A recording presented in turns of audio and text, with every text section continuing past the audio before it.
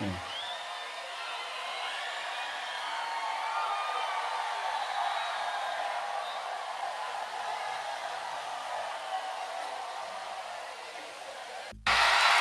மண்ணும் இப்போது குளிர்கிறது.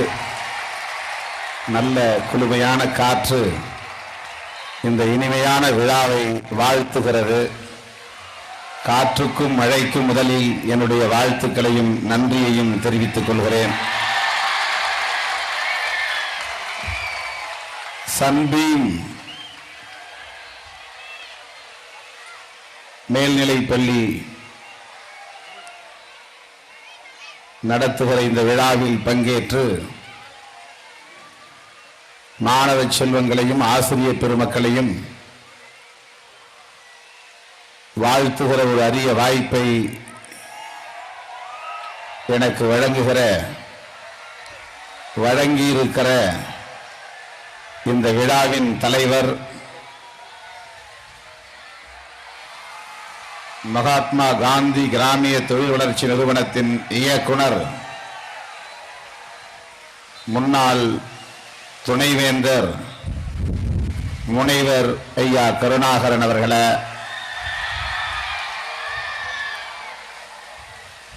இந்த சிறப்பு வாய்ந்த பள்ளியின் முதல்வர் திருமதி ராஜி அவர்களே, பெற்றோர் ஆசிரியர் கழகத்தின் பொருளாளர் முனைவர் கேசவன் அவர்களே, முதன்மை நிர்வாக அலுவலர் கனகராஜ் அவர்களே, துணை முதல்வர் துணை முதல்வர்கள்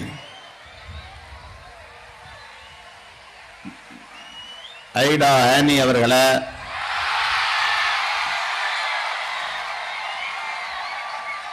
திரு ரகுநாத ராஜு அவர்களே, மனோரமா அவர்களே, சௌமியா அவர்களே,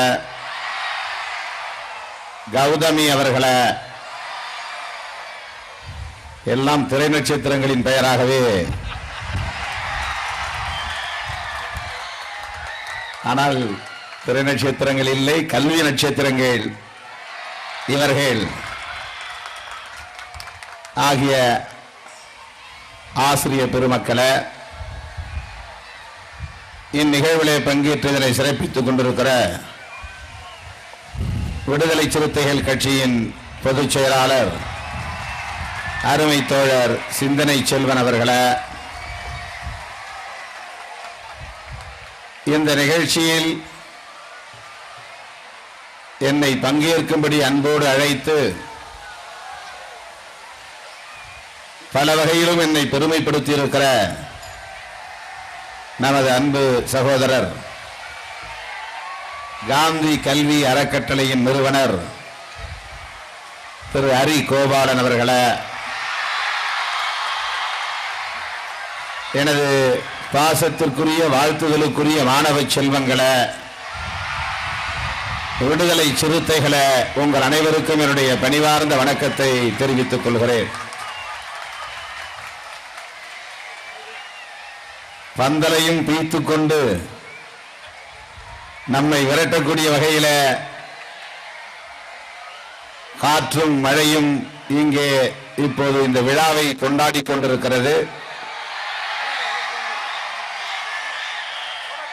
நீங்கள் இந்த மழையிலே நினைந்து மகிழ்ச்சி அடைய விரும்புவதாக நான் உணர்கிறேன். அதனால்தான் மாணவர்கள் இங்கும் அங்கும் பந்தலை விட்டு வெளியேறிக் கொண்டிருக்கிறார்கள். உங்களிடையே நெடுநேரம் பேச வேண்டும் என்ற பேரார்வத்தோடு நான் வந்தேன். மீண்டும் மீண்டும் வருகை என்கிற வகையிலே இந்த விழாவை இயற்கை விரைவாக முடிக்கும்படி கட்டளையிட்டிருக்கிறது. இன்று பேசிவிட்டால் மறுபடியும் திருமாவளவன் வருவதற்கு நாளாகும். அதனால் கொஞ்சமாக பேசி களையட்டும், மறுபடியும் திருமாவளவன் இந்த பள்ளிக்கு வர வேண்டும் என்கிற வகையிலே இந்த காற்றும் மழையும் நமக்கு கட்டளையிடுவதாக நான் கருதுகிறேன்.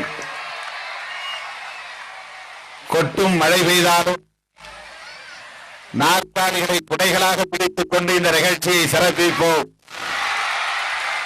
என்கிற உறுதி கொண்ட தோழர்களாக இப்போது நமது மாணவ செல்வங்கள் ஒவ்வொருவரும் கைகளிலே நாற்காலிகளை தலைகீழாக பிடித்து குடைகளாக மாற்றியிருப்பதை கண்டு நான் மகிழ்ச்சி அடைகிறேன்.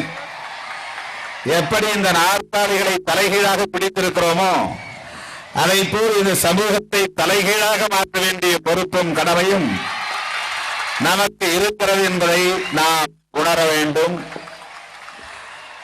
அடித்தட்டிலே கிடக்கிற சமூகம், உழைத்துக் கொண்டு இருக்கிற சமூகம், கல்வி அறிவு பெற்று, கல்வி செல்வம் பெற்று, கல்வி வளம் பெற்று, கல்வி வலிமை பெற்று இது நிமிர வேண்டும், வளர வேண்டும், வாழ்வாங்கு வாழ வேண்டும், இந்த மண்ணை ஆள வேண்டும் என்பதுதான் நம்முடைய எதிர்பார்ப்பு, கனவு. இந்த பள்ளி ஒரு கல்வி பூங்கா மட்டுமல்ல, இது ஒரு கனவு பூங்கா என்று நம்முடைய தலைவர் கருணாகரன் ஐயா அவர்கள் இங்கே சொன்னார். கனவு பாசறை என்று சொன்னார், கனவு பூங்கா என்று கூட சொல்லவில்லை. கல்வி பூங்கா என்றால், பூங்கா என்பது பொழுதுபோக்குவதற்கான ஒரு இடம், அழகை ரசிப்பதற்கான ஒரு இடம், காதல் உணர்வை பகிர்ந்து கொள்வதற்கான ஒரு இடம், அன்பு காட்டுகிற ஒரு இடம். பூங்கா அப்படித்தான் பயன்படுகிறது. ஆனால் பாசறை என்பது மிகச்சிறந்த வீரர்களை உருவாக்குகிற களம். பாசறை என்பது மிகச்சிறந்த கல்விமான்களை வளர்க்கிற ஒரு களம்.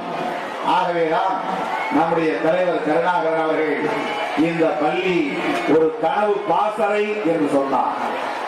கனவுகள் எங்கே உருவாகுகிறனவோ அங்கே வளர்ச்சியும் உயர்வும் இருக்கிறது. நம்முடைய முன்னாள் குடியரசுத் தலைவர் அப்துல் கலாம் அவர்கள் கனவு காணுங்கள் என்று சொன்னார். கனவு காணுங்கள் என்றால் படுத்து தூங்கி காணுகிற கனவல்ல. தூங்கும் போது காணுகிற கனவு அது பல்வேறு வகையான கனவுகளாக இருக்கும்.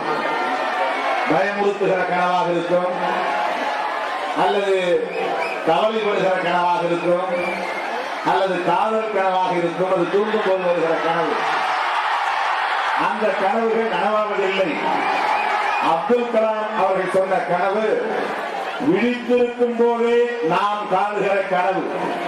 நம் எதிர்காலம் எப்படி அமைய வேண்டும், இந்த சமூகத்தின் எதிர்காலம் எப்படி அமைய வேண்டும், இந்த தேசத்தின் எதிர்காலம் எப்படி அமைய வேண்டும், இந்த உலகத்தின் எதிர்காலம் எப்படி அமைய வேண்டும் என்று இப்போது நாம் காணுகிற கனவுதான் நாளைய நனவாக மாறும். நீ உன்னை பற்றி உணர்வதுதான் கனவு, நீ உன்னை பற்றி அறிவதுதான் கனவு, நீ உன்னை பற்றி சிந்திப்பதுதான் கனவு, நீ உன்னை பற்றி திட்டமிடுவதுதான் கனவு. ஆகவே கனவு என்பது உறங்கும் போது காணுவதல்ல, விழித்திருக்கும் போது நீ எண்ணுவதும் சிந்திப்பதும் தான். இப்போது நாற்காலிகளை நீங்கள் அமரலாம்.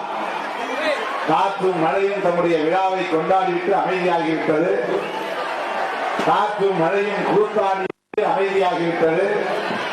ஆகவே நீங்கள் இருக்கைகளில் அமரலாம் என்று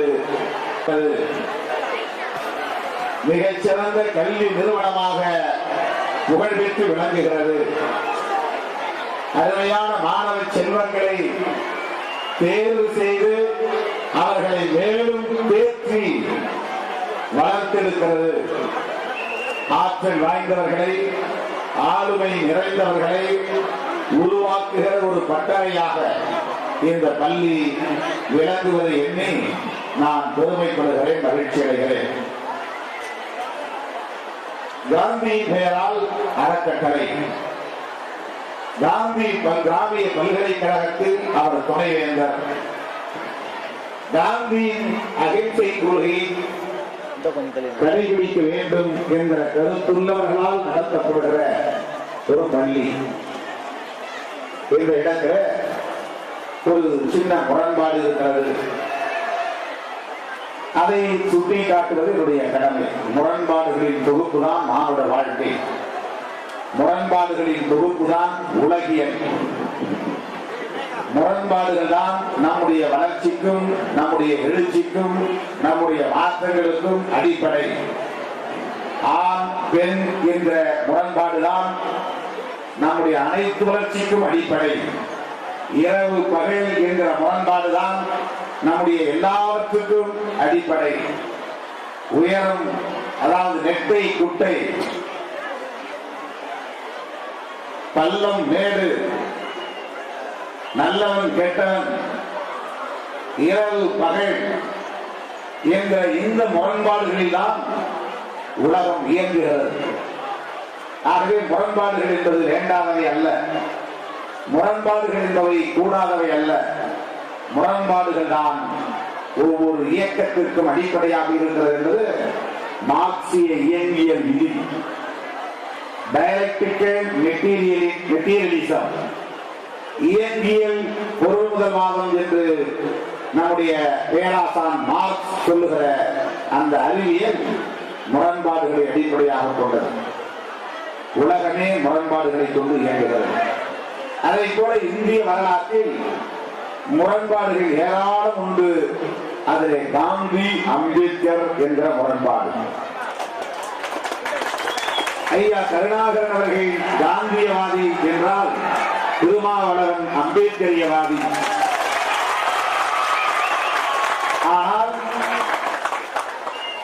நாம் பகை முரண்பாடு கொண்டவர்களாக இல்லாமல் நட்பு முரண்பாடு கொண்டவர்களாக ஒரு களத்தில் இருக்கிறோம், ஒரு மேடையில் இருக்கிறோம், ஒரு தளத்தில் நின்று பணியாற்றி கொண்டிருக்கிறோம். முரண்பாடுகளிலே 2 வகை இருக்கிறது. பகை முரண்பாடு, பாகிஸ்தானுக்கும் இந்தியாவுக்கும் இருக்கிற முரண்பாடு பகை முரண்பாடு. வட இந்தியாவுக்கும் தென்னிந்தியாவுக்கும் இடையிலே முரண்பாடு இருந்தால் அது நட்பு முரண்பாடு தான், பகை முரண்பாடாக இருக்க முடியாது. கேரளாவுக்கும் தமிழ்நாட்டுக்கும் இடையிலே முரண்பாடுகள் இருந்தால் பாலாற்றிலே அணை கட்டக்கூடாது என்று ஆந்திராவுக்கும் தமிழ்நாட்டுக்கும் இடையிலே சிக்கல் இருந்தால் அது நட்பு முரண்பாடு. அதை பகை முரண்பாடாக நாம் கருத முடியாது. ஆக முரண்பாடுகள் காந்தியடிகளுக்கும் அம்பேத்கருக்கும் இடையில இருந்த முரண்பாடு உள்ளபடியே நாம் உண்மையாக சொல்ல வேண்டுமானால் பகை முரண்பாடுதான், பகை முரண்பாடாகத்தான் இருந்தது. ஏனென்றால் காந்தியடிகள் இந்த மண்ணில் அமைதியை விரும்பினார், அதில் உடன்பாடு உண்டு. நல்லிணக்கத்தை விரும்பினார், அதில் நமக்கு உடன்பாடு உண்டு. சகோதரத்துவத்தை விரும்பினார், அதில் நமக்கு உடன்பாடு உண்டு. ஒற்றுமையை விரும்பினார், அதில் நமக்கு உடன்பாடு உண்டு. கிராமங்கள் வளர வேண்டும் என்று விரும்பினார், அதில் நமக்கு உடன்பாடு உண்டு. வேறு எதிலே முரண்பாடு என்றால் நம்முடைய ஐயா கருணாகரன் அவர்கள் பேச்சிலேயே அது துடைத்தது.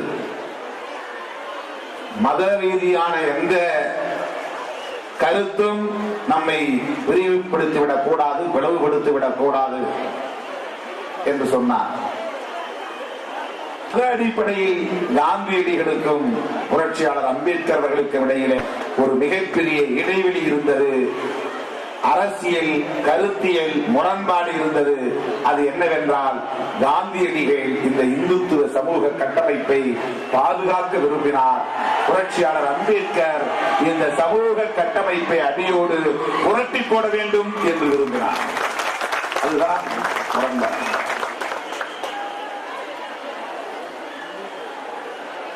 இந்த இருவரும் இணைந்துதான் இந்திய வரலாறு. ஆனால் அட்டன்பரோ எழுதிய தயாரித்த திரைப்படத்திலே புரட்சியாளர் அம்பேத்கரை காட்டவே இல்லை, காந்தியடிகளை மட்டும்தான் காட்டினார். இன்றைக்கு இந்தியாவில் வரலாறு சொல்லுகிறவர்கள் எல்லாம் காந்தியடிகளை பற்றி மட்டும்தான் பேசுகிறார்கள். காந்தியடிகளோடு வாதிட்ட, போரிட்ட, காந்தியடிகளோடு முரண்பட்ட, மோதிய, காந்தியடிகளோடு கருத்தியல் போர் புரிந்த புரட்சியாளர் அம்பேத்கர் அவர்களை பற்றி யாரும் எங்கும் எதுவும் பேசுவதில்லை என்பது இன்றைக்கும் இருக்கிற யதார்த்தமான ஒரு சமூக உண்மையாக இருக்கிறது. ஆகவே இந்த சமூக நிலைமைகளை புரிந்து கொள்வதுதான் கல்வியின் அடிப்படை. கல்வி என்பது மதிப்பெண்களை பெற்று பாராட்டுக்களை பெறுவது, விருதுகளை பெறுவது என்பதற்காக அல்ல. கல்வி என்பது பட்டங்களை தம் பெயர்களுக்கு பின்னால் போட்டுக் கொள்வதற்கான ஒன்று அல்ல. கல்வி என்பது பதவிகளை தேடுவதற்கான ஒரு கருவி அல்ல. கல்வி என்பது சமூகத்திலே தன்னை பெருமையாக தகுதிப்படுத்திக் கொள்வதற்கு உரிய ஒன்று அல்ல. கல்வி என்பது சமூக யதார்த்தத்தை அறிந்து கொள்வதற்கான ஒரு அடிப்படை, மானுட வாழ்வை புரிந்து கொள்வதற்கான ஒரு அடிப்படை, மனிதர்களை புரிந்து கொள்வதற்கான ஒரு அடிப்படை, மற்றவர்களை புரிந்து கொள்வதை விட நம்மை நாமே புரிந்து கொள்வதற்கான ஒரு அடிப்படை. அதுதான் மிக முக்கியமானது. கல்வி என்பது நம்மை நாமே புரிந்து கொள்வதற்கான ஒரு அடிப்படை.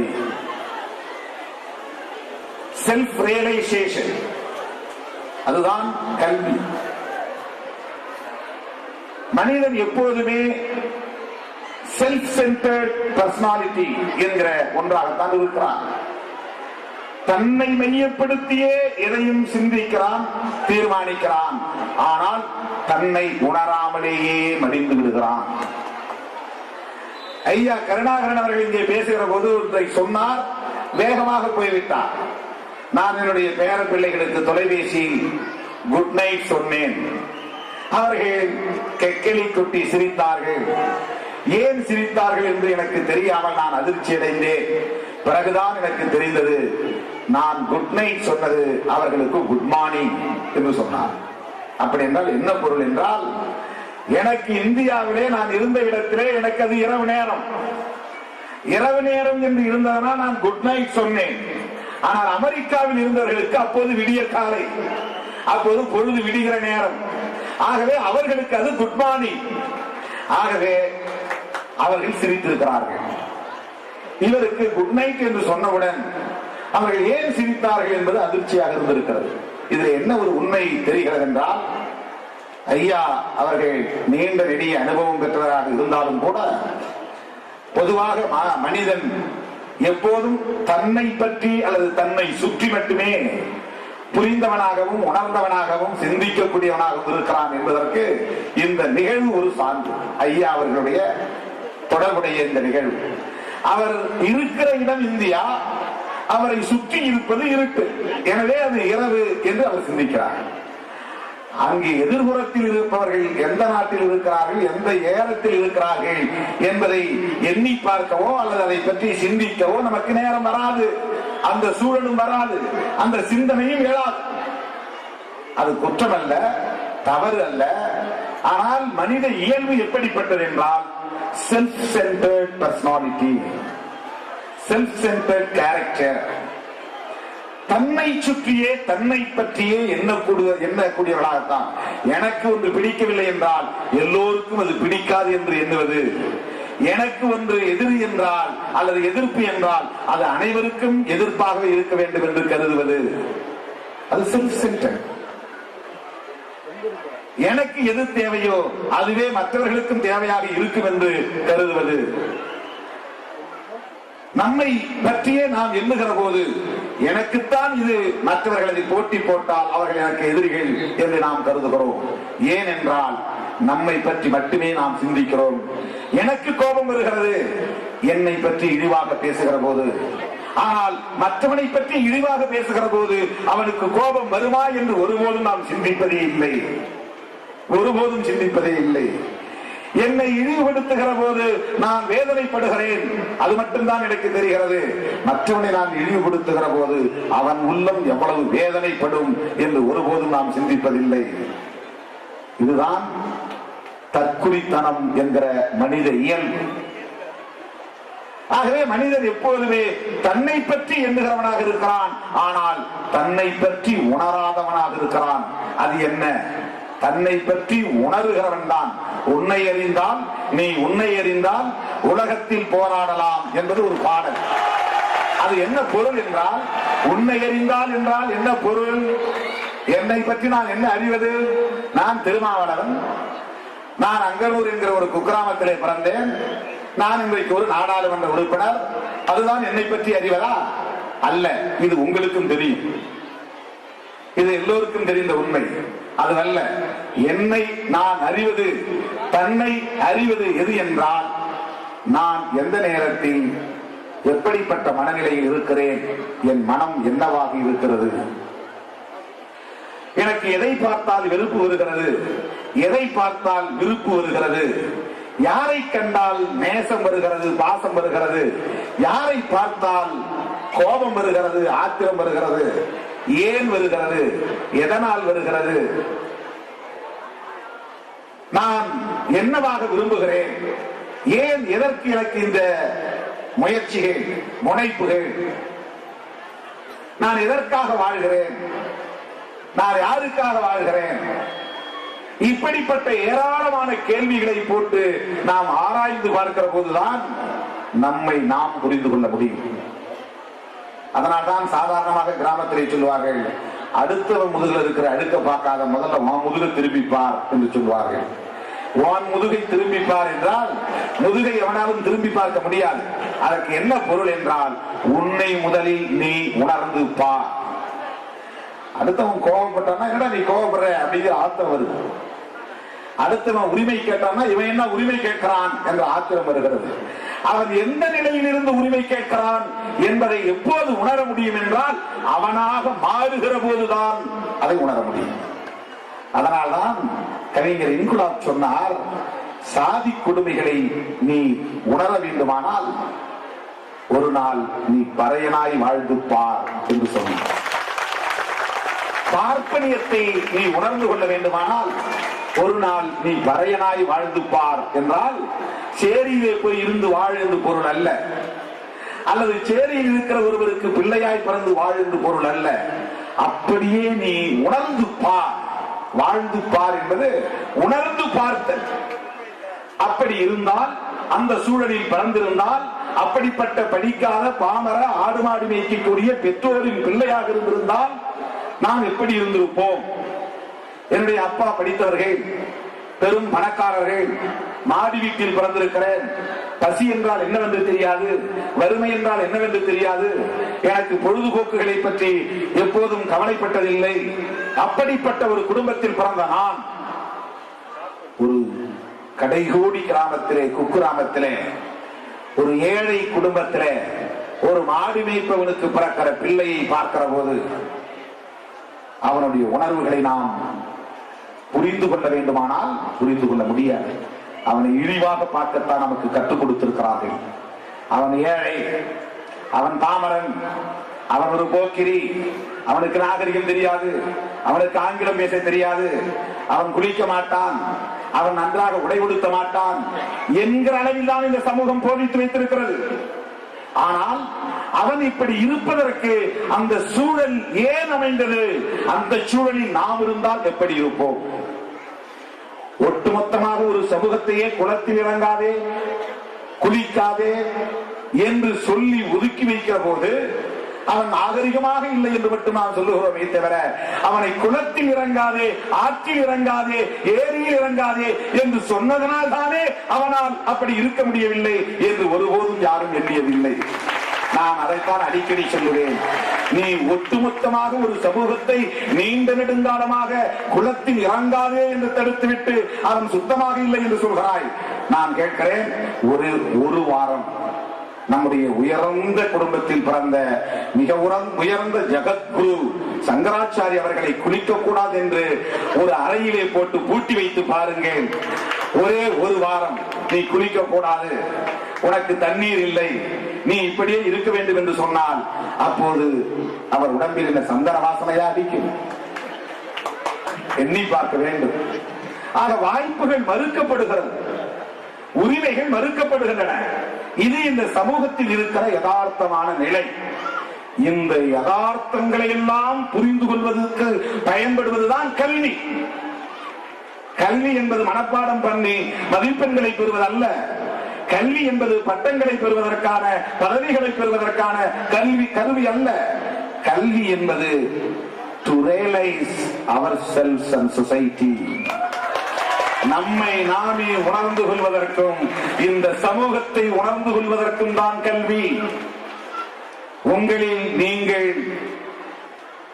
பெரிய விஞ்ஞானிகளாக வர வேண்டும் என்று நான் வாழ்த்துவதை விட, அப்துல் கலாமை போல ஒரு விஞ்ஞானியாக வளர வேண்டும் என்று வாழ்த்துவதை விட, ஐன்ஸ்டீனை போல நீங்கள் விஞ்ஞானிகளாக வளர வேண்டும் என்று வாழ்த்துவதை விட, நியூட்டனை போல மிகச்சிறந்த விஞ்ஞானிகளாக உங்களில் ஒரு சிலர் வளர வேண்டும் என்று வாழ்த்துவதை விட, மிகச்சிறந்த பேராசிரியர்களாக வளர வேண்டும் என்று வாழ்த்துவதை விட, அல்லது IAS IPS போன்ற மிக உயர்ந்த பதவிகளுக்கு நீங்கள் வர வேண்டும் என்று வாழ்த்துவதை விட, நீங்கள் அனைவரும் தலை சிறந்த தலைவர்களாக வளர வேண்டும் என்று வாழ்த்துவதையே நான் என் கடமையாகவும் அதை பெருமையாகவும் கருதுகிறேன். தலைவர்கள் என்றால் கட்சியின் தலைவர் தான் தலைவர் என்று பொருள் அல்ல, இயக்கத்தின் தலைவர் தான் தலைவர் என்று பொருள் அல்ல, சங்கத்தின் தலைவர் தான் தலைவர் என்று பொருள் அல்ல. தலைவர் என்றால் ஒவ்வொரு ஆணும் ஒவ்வொரு பெண்ணும் தம்முடைய பருவ வயது எட்டியவுடன் குடும்பத்தின் தலைவராக வேண்டிய பொறுப்பும் கடமையும் நமக்கு இருக்கிறது. குடும்ப தலைவரும் தலைவர் தான். அதனால்தான் தமிழில் மட்டும்தான் அந்த சொல்லாட்சி உண்டு. ஆங்கிலே ஹஸ்பண்ட் வைஃப் என்று சொல்வார்கள். ஆனால் தமிழிலே கணவன் மனைவி என்பது பின்னால் வந்த சொற்கள். நம் தமிழ் இலக்கியத்தில் கையாளுகிற சொற்றொடர் தலைவன் தலைவி, குடும்ப தலைவன் குடும்ப தலைவி, நாயகன் நாயகி. ஏனென்றால் தலைவன் தலைவி என்றால் குடும்பத்திற்கு மட்டும்தான் இரட்டை தலைவர்கள் உண்டு. பள்ளிக்கூடம் என்றால் தலைவர் ஒருவர் தான். இந்த பள்ளிக்கு நம்முடைய ஹரிகோபாலன் அவர்கள் தான் முதல்வர், வேறு தலைவர் ஒருவர் தான். அரசுக்கு தலைவர் ஒருவர் தான் முதல்வர். வேண்டுமானால் துணை முதல்வர் இருக்கலாம், இணை முதல்வர் இருக்கலாம். ஆனால் முதல்வர் ஒருவர் தான், தலைவர் ஒருவர் தான். குடியரசுத் தலைவர் நாட்டுக்கு ஒருவர் தான். வேண்டுமானால் துணை குடியரசுத் தலைவர் இருக்கலாம், இரட்டை தலைவர்கள் இருக்க முடியாது. குடும்பத்திலே கணவன் தலைவன், மனைவி தலைவி. மனைவி துணை தலைவர் அல்ல. குடும்பத்திலே மனைவி துணை தலைவர் அல்ல. கணவன் தலைவர், மனைவி துணை தலைவர் என்று அழைக்கப்படுவதில்லை. இலக்கியத்திலே தலைவன் தலைவி. அதற்கு என்ன பொருள் என்றால், தலைமை பண்பு என்பது ஒவ்வொருவருக்கும் தேவை. தலைமை பண்பு என்பது லீடர்ஷிப் குவாலிட்டி என்பது ஒவ்வொருவருக்கும் தேவை. Each and every individual should have leadership quality. அப்பதான் அவன் லைஃபை ரன் பண்ண முடியும், வாழ்க்கையை நடத்த முடியும். அந்த தலைமை பண்பு இல்லாதவர்களால் வேதனையும் துன்பத்தையும் ஏமாற்றத்தையும் தோல்வியையும் மட்டுமே அவர்களால் நுகர முடியும், அதை மட்டுமே உணர முடியும். தலைமை பண்புள்ளவர்களால் காற்றடித்தாலும் தாங்க மாட்டார்கள், மழை பெய்தாலும் ரசிப்பார்கள், புயலடித்தாலும் அதன் அழகை ரசிப்பார்கள், தேர் ஒழுகினாலும் அதையும் ருசிப்பார்கள். இன்பமும் துன்பமும் சமமானது தலைமை பண்புள்ளவர்கள். ஏமாற்றம் என்பது ஏமாற்றமாக தெரியாது, தோல்வி என்பது தோல்வியாக தெரியாது. தோல்வியாக எப்போது தெரியாது என்றால், வெற்றி ஒருவனுக்கு எப்போது மகிழ்ச்சியை தரவில்லையோ அப்போது தோல்வி அவனுக்கு துன்பத்தை தராது.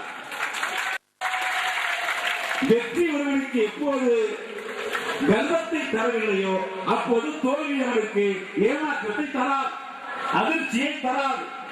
அதுதான் முக்கியமானது. ஆகவே தலைமை பண்புதான் ஒரு மனிதனுக்கு அல்லது ஒரு பெண்ணுக்கு அல்லது ஆணுக்கு மிக மிக முக்கியமான ஆளுமை பண்பு.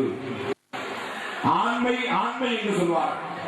ஆண்மை என்றால் அது ஆண்களுக்கு மட்டுமே உரியது என்கிற பொருளில் நாம் புரிந்து கொள்வோம்.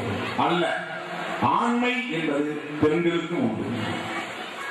ஆண்மை என்கிற சொல் ஆளுமை என்கிற சொல்லில் இருந்து வந்த இன்னொரு சொல், மறுவியை சொல். ஆளுமை என்பது பர்சனாலிட்டி என்று பொருள். பர்சனாலிட்டி என்பது டோட்டல் பிஹேவியர் என்று பொருள். டோட்டல் பிஹேவியர் என்பது உங்களுடைய அடிப்படையான மைண்ட் செட். எப்படி நம்முடைய மைண்ட் டியூன் செய்யப்படுகிறதோ அப்படித்தான் உன் எதிர்காலம் முழுவதும் தீர்மானிக்கப்படும். உலகம் மிகப்பெரிய, மனிதனால் கற்பனை பண்ண முடியாத பேரண்டம். அவன் ஒரு எறும்புக்கு நிகரானவன் தான் மனிதன். நாம் தான் நம்மை நாமே கர்வித்துக் கொள்வோம். எறும்பும் மனிதனும் இந்த உலகில் ஒன்றுதான். அப்படிப்பட்ட பேரண்டத்தோடு ஒப்பிட்டு பார்க்கிற போது அப்படிப்பட்ட நிலைதான் நமக்கு. ஆனால் நாம் இந்த உலகை ஒரே டைமென்ஷன், ஒரே கோணத்தில் பார்க்க முடியாது. ஏனென்றால் உலகத்தின் வெளியில் இருந்து நாம் உலகத்தை பார்க்கவில்லை, உலகத்தின் உள்ளுக்குள்ளே கிடந்து உலகத்தை பார்க்கிறோம். கடந்து உலகத்தின் முழு பரிமாணத்தை பார்க்க முடியுமா? இந்த பேனா என்னை விட சிறியது, அதனால் இதனுடைய முழு பரிமாணத்தை என்னால் பார்க்க முடிகிறது. இதன் மேல் பகுதியை பார்க்க முடிகிறது, கீழ்ப்பகுதியை பார்க்க முடிகிறது, முன்பகுதியை பார்க்க முடிகிறது. அதிலும் கூட இந்த பின்பகுதியை நான் பார்க்க முடியவில்லை. இந்த சின்னஞ்சிறிய பொருளின் முழு பரிமாணத்தையே என்னால் பார்க்க முடியவில்லை என்கிற போது என்னை விட பல லட்சக்கணக்கான, பல கோடிக்கணக்கான பரிமாணம் உள்ள இந்த உலகை நாம் எப்படி முழு பரிமாணத்தோடு பார்க்க முடியும்? பார்க்க முடியாது. அப்படிப்பட்ட இந்த உலகில் நம் மனதை, நம் மூளையை எப்படி டியூன் செய்து வைக்கிறோமோ, தொலைக்காட்சி பெட்டியிலே முதலில் சன் டிவி, இரண்டாவது ஜெயா டிவி, மூணாவது கலைஞர் டிவி என்று நாம் மாற்றி வைத்தால் அப்படித்தான் கடை அழுத்த அழுத்த அது வரும். நாம் டியூன் பண்ணி வைப்பதை போல்தான் அது வரும். இப்போது கேபிள் டிவி அல்லது சுமங்கலி டிவிக்காரன் அப்படி அதை டியூன் பண்ணி வைத்திருக்கிறான். நாம் விரும்புவதை போல கூட இப்போது டியூன் பண்ண முடியாது. கேபிள் அசோசியேஷன் என்று ஒன்றை உருவாக்கி அப்படி பண்ணி வைத்திருக்கிறார்கள். அதை போல இந்த மனதை, இந்த உள்ளத்தை நாம் எப்படி டியூன் செய்து வைக்கிறோமோ அப்படித்தான் இந்த உலகம் நமக்கு தெரியும். தாழ்வு மனப்பான்மையால் இந்த உள்ளத்தை நாம் போட்டு இறுக்கி நசுக்கி வைத்து விட்டால் உலகமே நம்மை எரிப்பது போல் தோன்றும், உலகமே நம்மை ஏமாற்றுவது போல் தோன்றும், எவனை பார்த்தாலும் நமக்கு எதிரியை போல் தோன்றும், யாருமே நமக்கு நண்பர்கள் போல் தெரிய மாட்டார்கள். தாழ்வு மனப்பான்மை அப்படிப்பட்ட ஒரு மிகப்பெரிய எதிரி. தாழ்வு மனப்பான்மை தான் உலகத்திலேயே மிக மோசமான நோய். எய்ட்ஸ் கூட நோய் அல்ல, மிகப்பெரிய நோய் அல்ல. தாழ்வு மனப்பான்மை தான் மிக மோசமான நோய். இந்த தாழ்வு மனப்பான்மையிலிருந்து மனிதனை மீட்டு விடுதலை செய்வதுதான் கல்வி. அதற்கான கருவிதான் கல்வி. அதற்கு ஏற்ப இந்த பருவத்தில், பள்ளி பருவத்தில் நம் மனநிலையை எப்படி பக்குவப்படுத்திக் கொள்கிறோமோ அப்படித்தான் இந்த உலகம் நமக்கு இனிமையானதாக இருக்கும், யதார்த்தமானதாக இருக்கும். அப்படி பக்குவப்படுத்திக் கொள்வதற்கான பருவம் தான் பள்ளி பருவம், மாணவ பருவம். ஆகவே இந்த பருவத்தை நல்ல முறையிலே பயன்படுத்தி ஆசிரியர்கள் சொல்லுவதையும் பெற்றோர்கள் சொல்லுவதையும் கேட்டு அதன்படி சுயமாக சிந்திக்கவும் பழகிக் கொள்ள வேண்டும். எழுது என்றால் எழுதுவதும், எழுந்திரு என்றால் எழுந்திருப்பதும், உட்கார் டாலரன்ஸ் பொறுத்துக் கொள்வது, பேஷியன்ஸ் பொறுத்துக் கொள்வது, பொறுமை, இதுதான் பொது வாழ்வில் மிக மிக முக்கியமானது. அது தனி வாழ்வுக்கும் தவிர்க்க முடியாத தேவை. பொறுமையும் சகிப்பு தன்மையும் தலைமை பண்புக்கு அடிப்படையானவை. அது தனி மனித வாழ்வுக்கும் பொது வாழ்வுக்கும் இன்றியமையாதவை. இவற்றையெல்லாம் கல்வியின் மூலமாகத்தான் நம்மால் பெற முடியும். அது இன்னும் நமக்கு ஒளிமயமான ஒரு நம்பிக்கையை உருவாக்கும். அப்படிப்பட்ட ஒரு நல்ல நோக்கத்தோடு இன்றைக்கு அடித்தட்டிலே கிடக்கக்கூடிய சமூகம் நல்ல கல்வியை பெற வேண்டும் என்பதற்காக நல்ல பல திட்டங்களை இந்த காந்தி கல்வி அறக்கட்டளையின் மூலமாக செய்வதற்கு பல ஏற்பாடுகளை இங்கே அவர்கள் திட்டமிட்டிருப்பதை நாம் காண முடிகிறது. நானும் இப்போது உடனடியாக சென்னைக்கு செல்ல வேண்டும் என்கிற அவசரத்தில் இருக்கிறேன். நெடுநேரம் உங்களை காத்திருக்க வைக்கவும் நான் விரும்பவில்லை. 3 மணியிலிருந்து நீங்கள் காத்துக் கொண்டிருக்கிறீர்கள். இடையிலே காஞ்சிபுரத்தில் ஒரு திருமணத்தில் கலந்து கொண்டதனால் காலம் தாழ்ந்து வர நேர்ந்து விட்டது. அதற்காகவும் நான் என்னுடைய வருத்தத்தை தெரிவித்துக் கொள்கிறேன். பள்ளியில் படிக்கிற மாணவர்கள் அனைவரும் வசதி படைத்தவர்களாக, பொருளாதாரத்தில் முன்னேறியவர்களாக இருக்க வேண்டும் என்றால் முடியாது. சமூகத்தில் மிக மிக பின்தங்கிய நிலையில, கல்வி கட்டணம் கூட கட்ட முடியாத நிலையில வறுமையில் உழலக்கூடிய குடும்பங்கள் ஏராளம் ஏராளம். ஆகவே இந்த அறக்கட்டளையின் மூலம் ஆண்டுதோறும் நீங்கள் எத்தனையோ சிறப்பான பணிகளை செய்து கொண்டிருக்கிறீர்கள். என்னுடைய வேண்டுகோளாக ஆண்டுதோறும் குறைந்தது ஒரு 10 மாணவர்களையாவது கட்டணமில்லாமல் சேர்த்து படிக்க வைப்பது என்கிற உறுதியை ஏற்றுக்கொள்ள வேண்டும். என்னை அழைத்ததற்காக உங்களுக்கு ஒரு சிறு நட்டத்தை ஏற்படுத்த வேண்டும் என்பது என்னுடைய கடமை. இது நட்டமில்லை, நல்ல எண்ணத்தோடு நீங்கள் செய்கிறீர்கள். ஆங்கிலம் எல்லோரும் படிக்க வேண்டும். ஆங்கிலம் அனைத்துலகத்தையும் அறிந்து கொள்வதற்கு ஒரு இணைப்பு மொழியாக இருக்கிறது. ஆகவே ஆங்கிலத்தை அனைத்து பள்ளிகளுக்கும் கற்றுத்தர வேண்டும் என்ற ஒரு திட்டத்தை, அதற்கான ஒரு செயல் திட்டத்தை அறக்கட்டளையின் சார்பில் ஏற்பாடு செய்திருப்பதாக நான் அறிய வந்தேன். எனவே இந்த பள்ளியில் கலந்து கொண்டு மிகச்சிறந்த மாணவ செல்வங்களை எல்லாம் பாராட்டி வாழ்த்துகிற, ஆசிரியர் பெருமக்களை எல்லாம் பாராட்டி வாழ்த்துகிற அளப்பரிய வாய்ப்பை எனக்கு வழங்கியமைக்காகவும் என்னை பற்றி மிகப்பெரிய அளவிலே மன்னிக்க வேண்டும். தகவல்களை நான் கேட்டு பெறாமல் ஒரு வேண்டுகோளாக வைத்தேன்.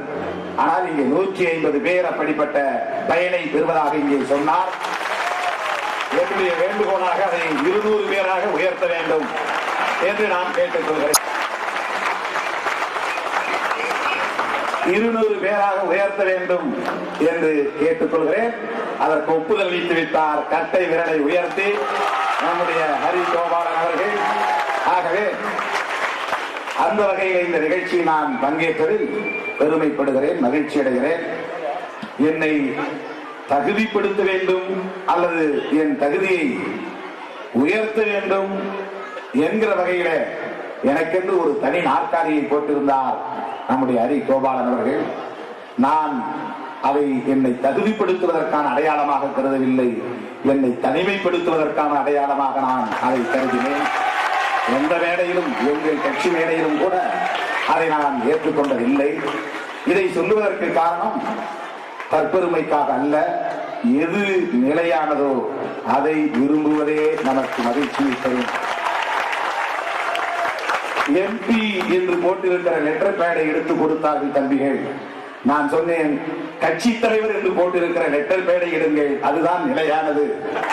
எம்பி லெட்டர் பேட் 5 ஆண்டுகளுக்கு தான், அது தொடரும் என்று சொல்ல முடியாது. ஆகவே கட்சி தலைவருக்கான லெட்டர் பேடு தான் மதிப்புக்குரியது, அதிலே எல்லோருக்கும் சிபாரிசு செய்து கொடுங்கள் என்று நான் சொன்னேன். ஆகவே நாம் கட்டில் போட்டு மெத்தை போட்டு படுப்பது என்பது தற்காலிகமானது, தரையிலே படுப்பது எப்போதும் நிலையானது. அதை யாரும் பறித்துக் கொள்ள முடியாது. கட்டிலையும் மெத்தையையும் யார் வேண்டுமானாலும் பறித்துக் கொள்ள முடியும், தரையை எவனாலும் பறித்துக் கொள்ள முடியாது. எது நிலையானதோ அதை விரும்புவதே நமக்கு நிலையான மகிழ்ச்சியை தரும். அதனால் பாராட்டுவதற்கு ஒன்றுமில்லை. அதை போல மரக்கறி உண்ணுவது என்பது 4 பேர் பாராட்ட வேண்டும் என்பதற்காக அல்ல. இவன் மாமிசம் தின்ன மாட்டானாமே என்று கேட்டு யாரும் என்னை பாராட்ட வேண்டும் என்பதற்காக அல்ல. என் உடலுக்கு எது ஒத்துக்கொள்கிறதோ அதை சாப்பிட வேண்டும் என்று நான் முடிவெடுத்திருக்கிறேன். அவ்வளவுதான். இது வேறெந்த ஜீவகாருண்ய ஒழுக்கமும் இல்லை என்பதை சொல்லுவதற்காக சொல்லுகிறேன். நம்முடைய திருவள்ளுவர் கௌதம புத்தரின் கொள்கைகளை அப்படியே வடித்து சாரமாக்கி 1.25 அடிகளில் குறள்களை வழங்கியிருக்கிறார். அதில்தான் கொல்லான் புலான் மறுத்தானில் கைகூப்பி தொழும் எல்லா உயிரும் தொழும் என்று அந்த குறள். கொல்லான் என்றால் யாரையும் எந்த உயிரையும் கொல்லக்கூடாது. ஆனால் மனிதனை கொல்லுவதையே வீர தீரம் என்று கருதுகிற ராஜபக்சேக்களும் இன்றைக்கு இந்த மண்ணிலே இருக்கிறார்கள்.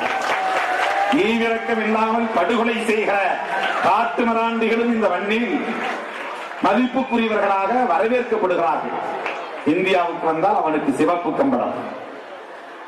2 லட்சம் தமிழர்களை கொண்டு குவித்திருக்கிறான். உலக நாடுகளே போரை நிறுத்து என்று கடைசி நேரத்தில் கெஞ்சி பார்த்தது. அதுவும் அந்த நாடு புத்தரின் பெயரால் இயங்கிக் கொண்டிருக்கிற நாடு. கௌதம புத்தரின் நிலையை பார்த்தீர்களா? வள்ளலார் பெயரில் கசாப்பு கடை வைத்திருப்பதை போல புத்தரின் பெயரால் ஒரு நாட்டுக்கு அங்கே தலைமை தாங்கிக் கொண்டிருக்கிறார்கள். பல இடங்களிலே இன்றைக்கு கூட வள்ளலார் பெயரில் நான் வெஜிடேரியன் ஹோட்டல், ராமலிங்க அடிகளார் புலால் உணவகம் போட்டிருக்கிறார்கள். ராமலிங்க அடிகளார் பெயரை எதற்கெல்லாம் பயன்படுத்துகிறார்கள் பார்த்தீர்களா இந்த மனிதர்கள்? அப்படித்தான் இந்த உலகம் எல்லா வகையிலும் எதிர்மறையாக போய்கொண்டிருக்கிறது. நேர்மறையாக திரட்டுவதற்கு, நேர்மறையாக திருப்புவதற்கு, நேர்மறையாக வழிநடத்துவதற்கு நேர்மையும் நல்ல ஆளுமையும் உள்ள தலைவர்கள் தேவை. சன்பேன் மேல்நிலை பள்ளியிலிருந்து நல்ல தலைவர்கள் தேவை என்று வாழ்த்தி வாய்ப்புக்கு நன்றி கூறி விடைபெறுகிறேன். நன்றி, வணக்கம்.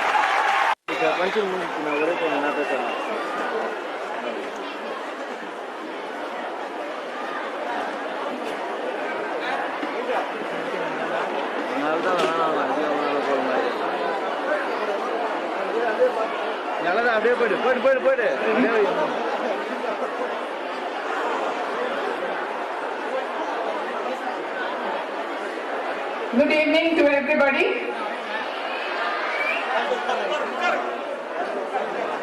We extend our heartfelt gratitude to Dr. T. Karunakaran, Director, Mahatma Gandhi Institute, for presiding over the function and delivering an excellent presidential address. We thank our chief guest, the great leader of the day, Mr. Thol Thirumavadavan MP, President of the Vidudalai Chirutaigal Katchi, for gracing this occasion in such a friendly manner. Every word of his has been chiseled through very deep education and personality analysis. We wish him the very best in all his social endeavors. We thank our correspondent for organizing such a grand function to honor our students and our staff. The Sunbeam family would like to thank the PTA functionaries, the parents, VIPs, friends, the police, the press, the alumni, the VCK party functionaries and the general public for their presence and encouragement. Once again, I thank one and all. Thank you. அனைவரும் கை கொண்டு தேசிய கீதத்திற்கு எழுந்திருக்கும்படி அன்புடன் வேண்டுகிறோம். அமைதி காக்க வேண்டும்.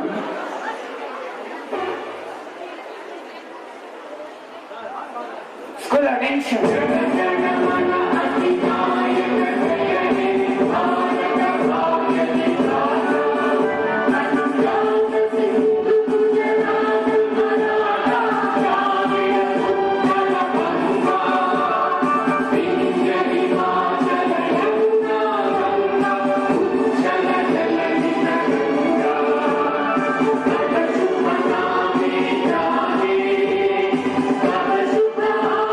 Shama